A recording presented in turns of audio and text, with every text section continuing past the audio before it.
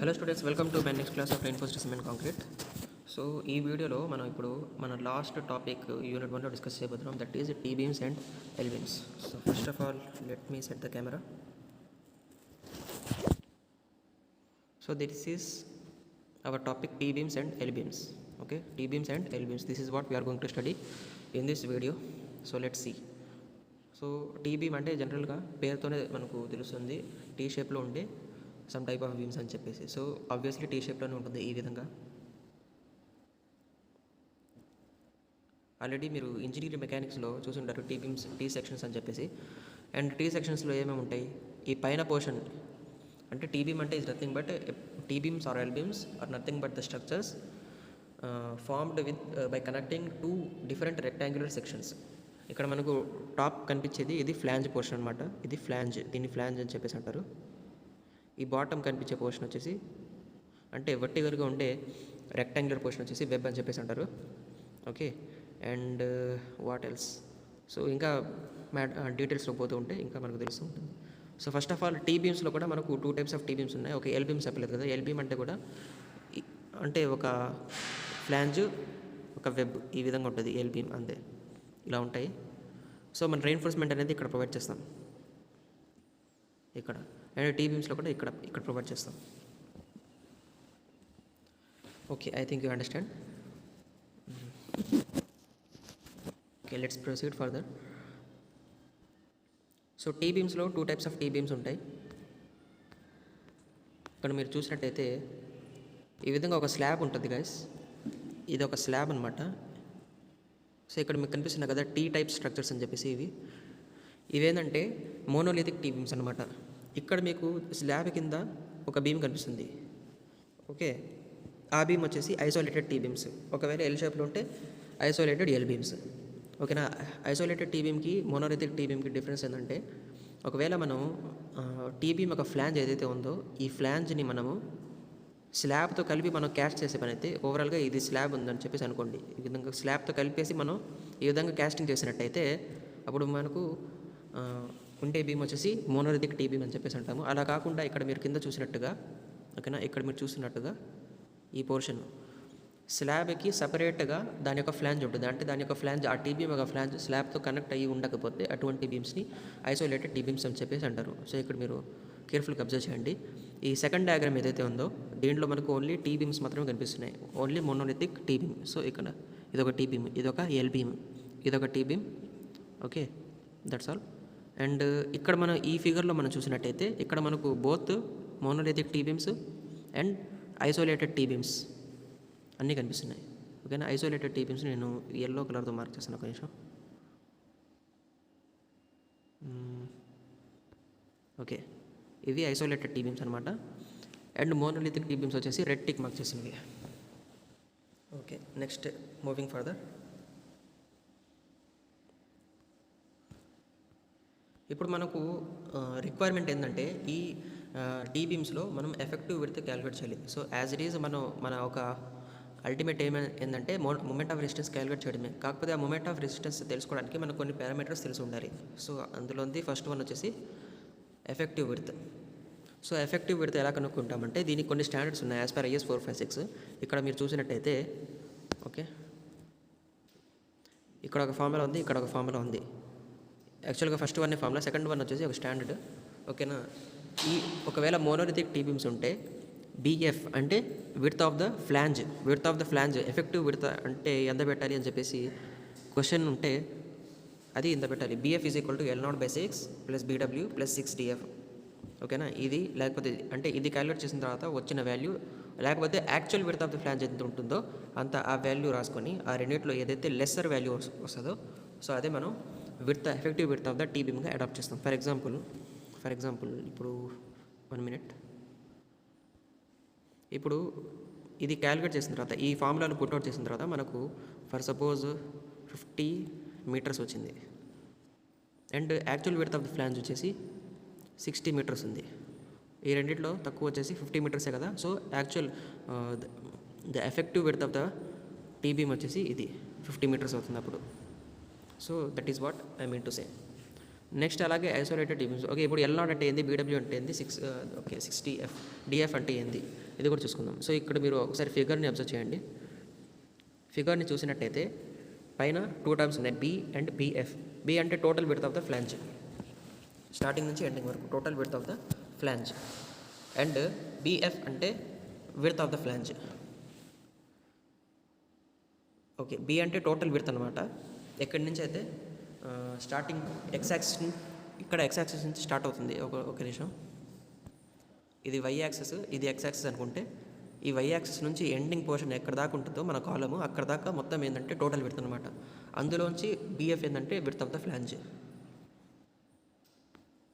Okay, ఇక D F depth of the flange, B W width of the web. Web అంటే ఈ కింద పోర్షన్.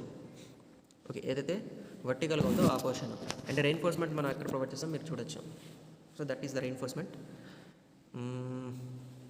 ఇంకా ఐసోలేటెడ్ టీ బీమ్స్లో, ఓకే, ఇంకా ఎల్నాడ్ అనే ఈ టర్మ్ మీకు తెలియదు కదా. ఈ ఎల్నాడ్ అంటే ఏంటంటే centre to centre distance between span అనమాట. ఇప్పుడు చూడండి, so centre to centre distance. ఇప్పుడు ఇదొక బీమ్ ఉంది, ఫర్ సపోజ్ ఇదొక బీమ్ ఉంది. సో దీని యొక్క సెంటర్ నుంచి దీని యొక్క సెంటర్ వరకు ఎంతైతే లెంగ్త్ ఉంటుందో ఆ లెంగ్త్ని మనం ఎల్నాడ్గా డినోట్ చేస్తాం.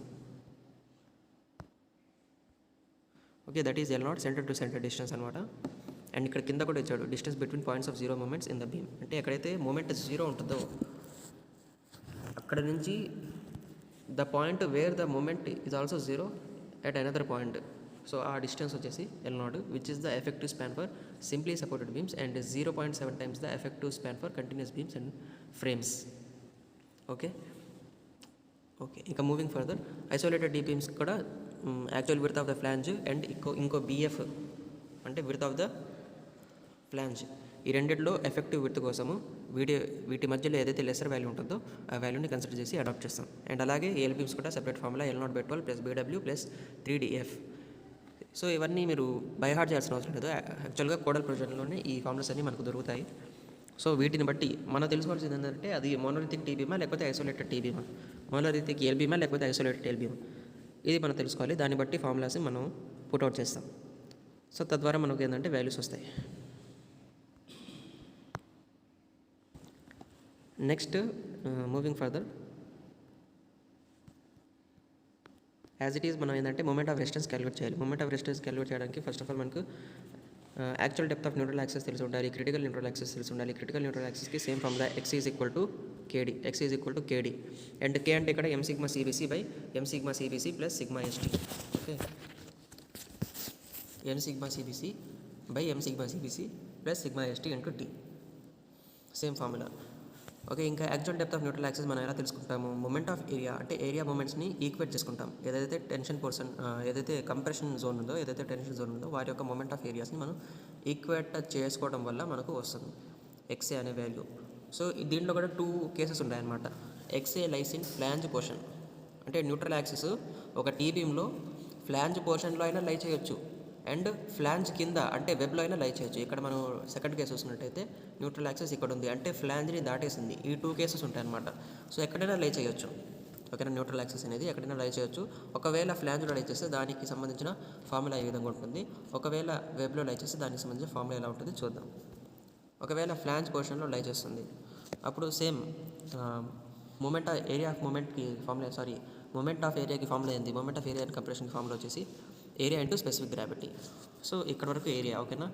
BF అనేది దీని యొక్క విడ్త్. ఓకే, దాన్ని మనం డెప్త్తో మల్టిప్లై చేయాలి. డెప్త్ అంటే ఇక్కడ వరకు న్యూట్రల్ యాక్సిస్ ఏదైతే ఉందో అక్కడ వరకు మాత్రమే మనం తీసుకుంటాం కదా. సో XA, ఓకేనా. ఒకవేళ న్యూట్రల్ యాక్సిస్ని దాటేసింది అప్పుడు ఇక్కడ కేవలం ఫ్లాంజ్ మాత్రమే మనం తీసుకుంటాం కాబట్టి ఫ్లాంజ్ వరకు హైట్ మన డెప్త్ మనం కన్సిడర్ చేస్తాం అనమాట. So that is secondary thing. Okay, ఇప్పుడు BF × XA చేస్తే మనకు ఏరియా వచ్చేసింది. ఇప్పుడు సెంటర్ ఆఫ్ గ్రావిటీ ఎక్కడ లై చేస్తుంది? ఇదంతా ఆల్రెడీ ఒక రెక్టాంగులర్ పోర్షన్లో మళ్ళీ ఇంకో రెక్టాంగులర్ పోర్షన్ అంతవరకు ఏంటంటే న్యూట్రల్ యాక్సిస్ లై చేస్తుంది. సో ఆ రెక్టాంగులర్ పోర్షన్లో సెంటర్ ఆఫ్ గ్రావిటీ ఎక్కడ ఉంటుంది? ఎగ్జాక్ట్గా దాని యొక్క హాఫ్ డెప్త్లో ఉంటుంది. సో XA/2 డిస్టెన్స్లో ఏంటంటే దీని యొక్క సెంటర్ ఆఫ్ గ్రావిటీ ఉంటుంది XA/2 డెప్త్లో. సో దీని ద్వారా మనకి ఏంటంటే moment of area in compression zone వచ్చేసింది. ఇప్పుడు moment of area in tension zone. Moment of area in tension జోన్లో సేమ్ ఇంతకుముందు ప్రాబ్లమ్స్ చేసినట్టుగానే మనం ఏంటంటే ఈక్వలెంట్ ఏరియా ఫార్ములా తీసుకుంటాము. అది చేస్తే మనకు M × AST వస్తుంది ఇంటూ ద రిమైనింగ్ డెప్త్. అంటే ఈ న్యూట్రల్ యాక్సిస్ పైన నుంచి ఇక్కడ వరకు దీని యొక్క సెంటర్ ఆఫ్ గ్రావిటీ వరకు అది ఎంత వస్తుంది, ఈ ఎక్స్ఏ డిస్టెన్స్ తీసేయాలి కదా, అప్పుడే కదా మనకు వచ్చేది. సో డి మైనస్ ఎక్స్ఏతో మల్టిప్లై చేస్తే మనకి ఏంటంటే moment of area in tension zone వచ్చేస్తుంది. ఇప్పుడు మన ఈక్వేషన్ని సింప్లిఫై చేస్తే B into X A into C A by 2 into D minus X A by 3. Okay, I hope you understand until this.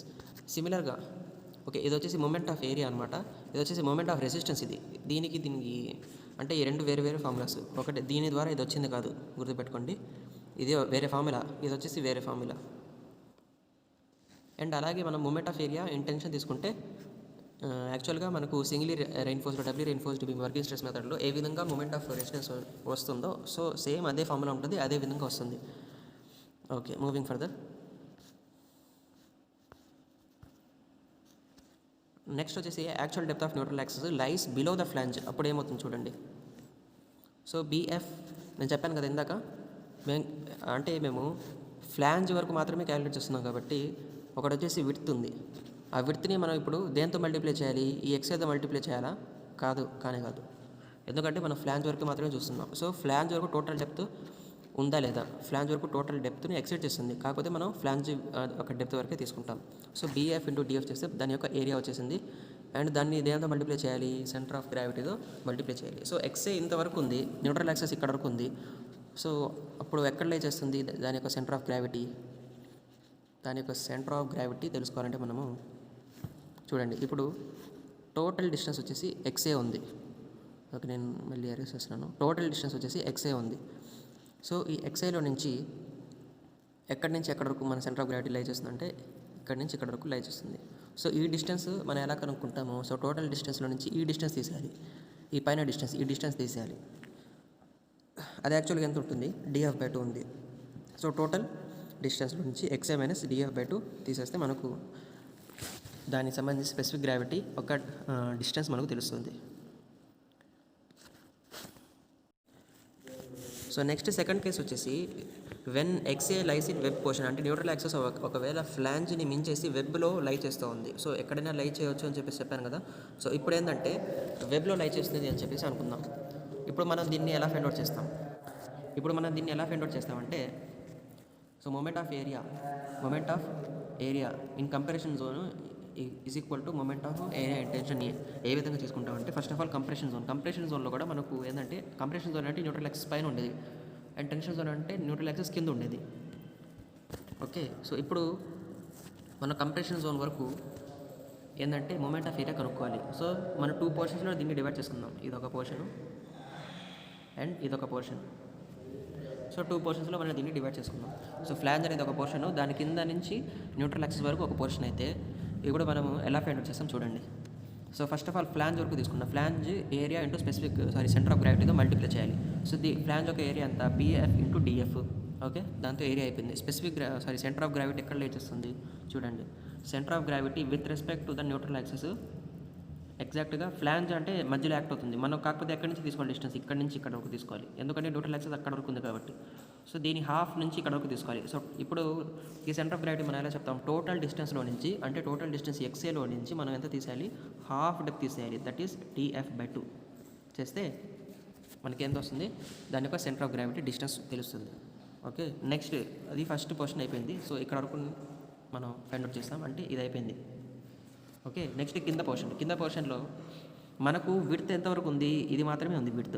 So అది మాత్రమే కన్సిడర్ చేస్తాం. సో ఫస్ట్ ఆఫ్ ఆల్ మనం ఏం చేస్తామంటే ఆ విడ్త్ మనం ఎలా తెలుసుకుంటాము, బీడబ్ల్యూ ఆల్రెడీ తెలిసింది ఇక్కడ బీడబ్ల్యూ. So BW రాసేసాము. ఇక మనం హైట్తో మల్టిప్లై చేయాలి. హైట్ ఎంత ఉంది, టోటల్ హైట్ వచ్చేసి న్యూట్రల్ యాక్సిస్ వరకు ఎక్స్ఏ ఉంటే దాంట్లో నుంచి ఫ్లాంజ్ పోయింది, ఈ ఫ్లాంజ్ ఎంతవరకు డిస్టెన్స్ తీసేయాలి, ఫ్లాంజ్ ఎంతవరకు డెప్త్ తీసేయాలి. So XA minus DF.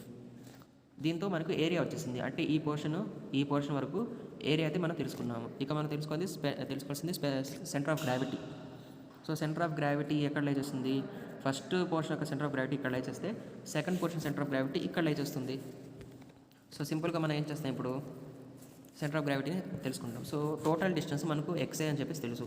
So మనకు ఈ డిస్టెన్స్ కావాలంటే డిఎఫ్ని తీసేయాలి, మనకు ఈ డిస్టెన్స్లో హాఫ్ కావాలంటే దాన్ని మనం బై 2తో డివైడ్ చేస్తే మనకు ఓవరాల్గా దానికి సెంటర్ ఆఫ్ గ్రావిటీ ఒక డిస్టెన్స్ తెలిసిపోతుంది. So XA minus DF by 2 is the centre of gravity for the second portion. ఓకేనా, సో అందుకే ప్లస్ చేసి 2 టర్మ్స్ నేను రాశాను ఇక్కడ. ఓకే, ఇప్పుడు మన దాన్ని దేంతో ఈక్వేట్ చేయాలి? మూమెంట్ ఆఫ్ ఏరియా ఇన్ టెన్షన్కి ఈక్వేట్ చేయాలి. మూమెంట్ ఆఫ్ ఏరియా ఇన్ టెన్షన్లో obviously area into the distance, area equal area of concrete ఎంత? M into A S T into remaining portion ఎంత ఉంది అంటే న్యూట్రల్ యాక్సిస్ నుంచి ఇక్కడ వరకు. ఓకే, అది ఎంత ఉంటుంది? ఇక్కడ వరకు, ఇక్కడ నుంచి ఇక్కడ వరకు ఎక్స్ఏ అంటే obviously outer most fibre of the concrete నుంచి ఇక్కడ వరకు వచ్చేసి ఎఫెక్టివ్ డెప్త్ కదా, అది ముందరి నుంచే మనం తెలుసుకుంటూ వస్తున్నాం. ఇప్పుడు మనకి ఏంటి? ఈ డిస్టెన్స్ కావాలి, ఈ డిస్టెన్స్ మాత్రం కావాలి. సో డీలో నుంచి ఎక్స్ఏ తీస్తే అదే కదా దాని యొక్క remaining distance. So N A S T into D minus X A చేస్తే మనకు మూమెంట్ ఆఫ్ ఏరియా టెన్షన్ వచ్చేస్తుంది. దీని ద్వారా మనం actual moment of area in actual neutral axis కనుక్కోవచ్చు, దాని యొక్క డిస్టెన్స్ ఎంత ఉందో అని చెప్పేసి. Okay, moving further. Moment of resistance. Next moment of resistance in compression తెలుసుకోవడానికి మనం ఏం చేస్తాం చూడండి. Moment of resistance in compression తెలుసుకోవడానికి మనము ఈ టూ పొజిషన్స్, ఈ టూ పార్ట్స్ ఉన్నాయి కదా, ఒకటి ఒకటి వచ్చేసి ఫ్లాంజ్, ఒకటి వచ్చేసి వెబ్. ఈ రెండింటి యొక్క మూమెంట్ ఆఫ్ రెసిస్టెన్స్ని సపరేట్గా కనుక్కొని అండ్ ఫైనల్గా ఆ రెండింటిని యాడ్ చేసేద్దాం. So total moment of resistance అనేది మనకు వచ్చేస్తుంది. So first of all moment of resistance of flange చేద్దాం, ఫ్లాంజ్ ఈ పోర్షన్ వరకు చేద్దాం. దాని తర్వాత moment of resistance of web చేద్దాం. ఓకే, ఇప్పుడు నేను దీన్ని అరేస్ చేస్తున్నాను. సో ఇప్పుడు చూడండి, moment of resistance of flange, moment of రెసిస్టెన్స్కి formula. So moment of resistance of flange, moment of రెసిస్టెన్స్కి ఫార్ములా వచ్చేసి compression force into lever arm. Okay, compression ఫోర్స్కి formula మళ్ళీ వచ్చేసి యావరేజ్ ఏరియా ఇంటూ ఏరియా అంటే stress, అదే కదా. Okay, first of all average area మనం తెలుసుకుందాం. యావరేజ్ ఏరియా వచ్చేసి average stress. First of all area అంటే స్ట్రెస్ తెలుసుకుందాం. సో ఫ్లాంజ్ వరకు ఏంటంటే దీని యొక్క ఏరియా ఫిక్స్డే కదా, బిఎఫ్ ఇంటూ డిఎఫ్. సో అది ఇక్కడ రాసాం మనం, B F into D F. And stress, average స్ట్రెస్తో మనం ఏంటంటే మల్టిప్లై చేయాలి. సో ఇక్కడ వరకు ఎప్పుడైతే న్యూట్రల్ యాక్సిస్ దగ్గర అయితే కంప్రెషన్ జీరో అయ్యేది, బట్ ఇక్కడ జీరో కాదు. సో ఎప్పుడైతే ఫ్లాంజ్లో కాకుండా వెబ్లో లైట్ చేస్తుందో అప్పుడు ఏంటంటే సమ్ అమౌంట్ ఆఫ్ స్ట్రెస్ అనేది యాక్ట్ అవుతుంది. ఇక్కడ మ్యాక్సిమం ఏంది? సిఏ. మ్యాక్సిమం వచ్చేసి సిఏ అనుకుంటే సమ్ పర్టికులర్ వాల్యూ దగ్గర, సమ్ పర్టికులర్ పాయింట్ దగ్గర సి డాష్ అని చెప్పేసి అనుకుందాం, C dash.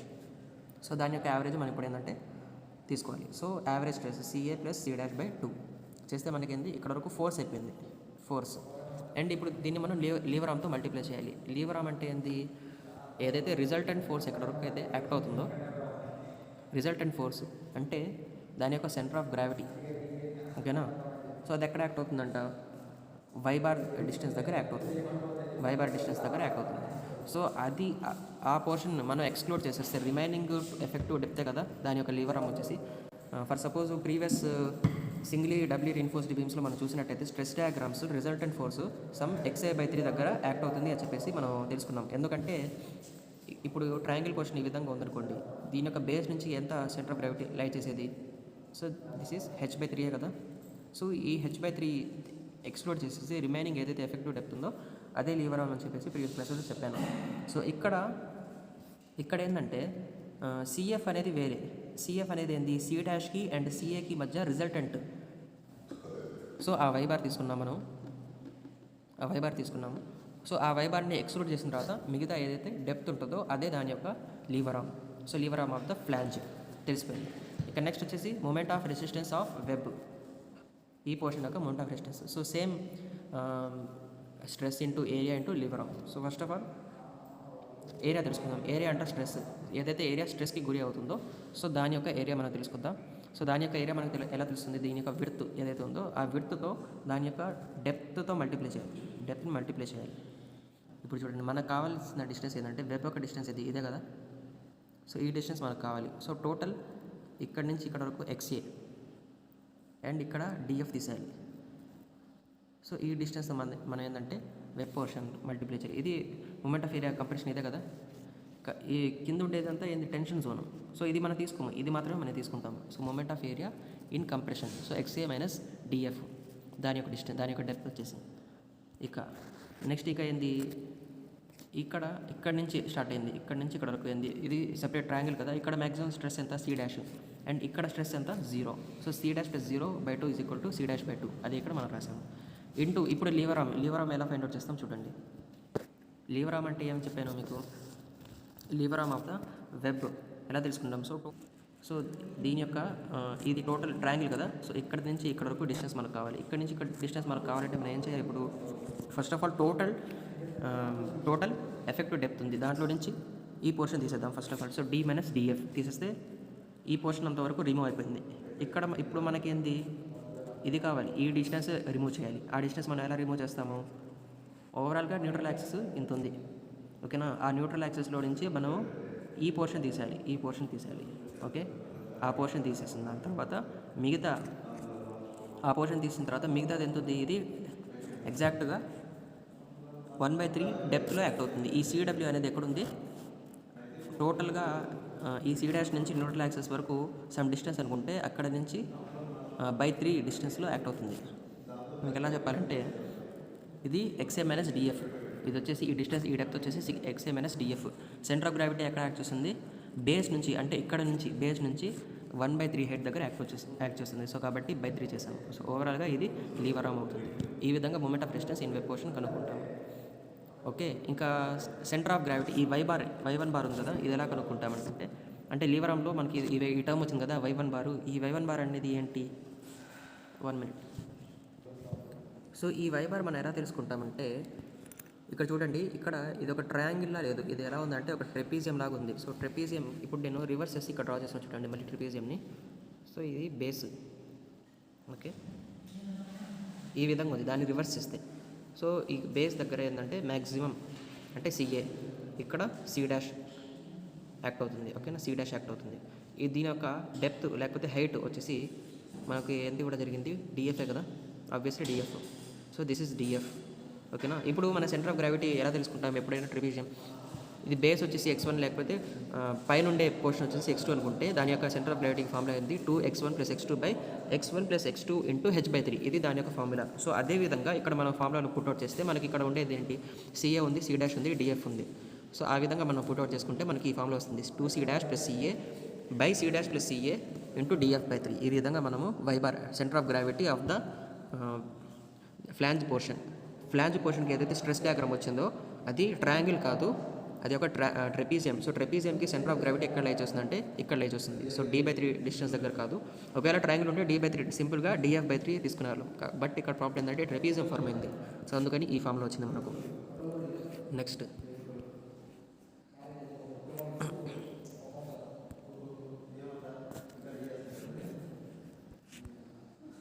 Okay, moment of resistance in tension zone. ఇప్పుడు దాకా మనం కంప్రెషన్ జోన్లో చేసాం. ఇప్పుడు ఏంటంటే టెన్షన్ జోన్ అంటే ఏదైతే న్యూట్రల్ యాక్సిస్ కింద ఉందో ఆ పోర్షన్ వరకు మాత్రమే. సో దీంట్లో మనం ఇప్పుడు మళ్ళీ 2 పోర్షన్స్ చేసుకోవలేదు, ఎందుకంటే అంతా ఒకటే రెక్టాంగిల్ పోర్షన్ ఉంది కాబట్టి.